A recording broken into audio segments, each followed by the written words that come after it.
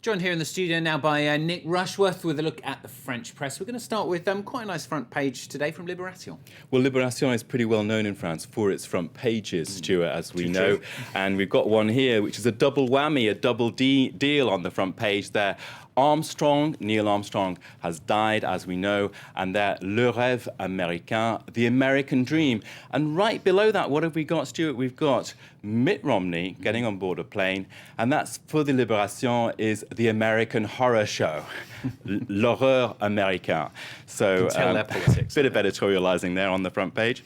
Now, in the inside pages, of course, of Libération, the left-wing paper, it's looking at this convention that's about to get underway in Tampa Bay in Florida, weather permitting. And it's saying there that it's double or quits. What's happened is that Romney has signed up Paul Ryan as his running mate, and the paper's arguing that this is a lurch to the hardline camp of the Republicans, and that plays right into the hands of the Democrats. So the challenge this week, as far as Libération is concerned, is for Romney to sort of present some human image of himself which can bridge that gap between the centre and the hardliners Republicans. Now, the puns, of course, are a go-go. One of them is this convention is about putting Mitt Romney into orbit. Fantastic. Have to get them in there, don't you? Neil Armstrong's also in a lot of the other newspapers as well, isn't he? Yes, on the front page of Le Parisien, which is also the national paper, Aujourd'hui en France. I can show you that there, the picture everywhere, all over the press. And the headline there is saying, Pourquoi l'espace fera toujours rêver? It's saying, why will we always dream about space? And it looks there at Neil Armstrong, describing him as the Christopher Columbus of space. But then it also looks at the potential Chinese mission to the moon one day, maybe between 10, 20 years away. And also the cost of an eventual Mars mission. That would be $200 billion, Stuart, if we wanted to do that. So. A lot of money.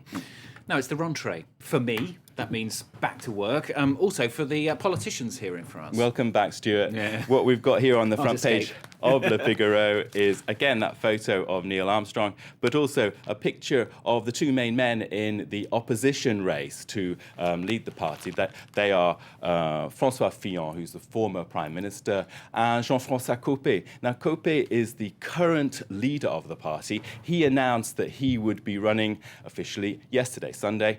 Both men made strong anti-government speeches also on Sunday. And the Le Figaro, is, in its editorial, is saying that they now have a duty, really. First duty is to oppose the government. And the quote there is that they must oppose unchecked immigration, laxism on crime, and the 35-hour week.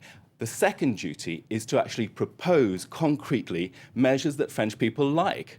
And this goes, basically, their message is you have to show some imagination. So pull your finger out, guys, is the message there in Le Figaro's editorial. What about the socialists? They've had their annual conference. That wrapped up. Jean-Marc Ayrault, on Sunday evening, was coming in for quite a lot of criticism. He's being attacked on all sides in French politics, also within his party. And he said, well, my approach is right. This is the way we're doing it. But the criticism, it's strange to get a bit of criticism from Libération on this, because it's saying, well, actually, he's really clamped down on his ministers. He's not allowing them to speak at all to the press. And one minister has come out of line and said, well, we just feel like this no man's land for us. What do? We want to put our perspective on the policy areas we cover, and suddenly they can't. So he's cracking down on the kind of media spin angle of this government's tricky cocktail of measures that it has to push through.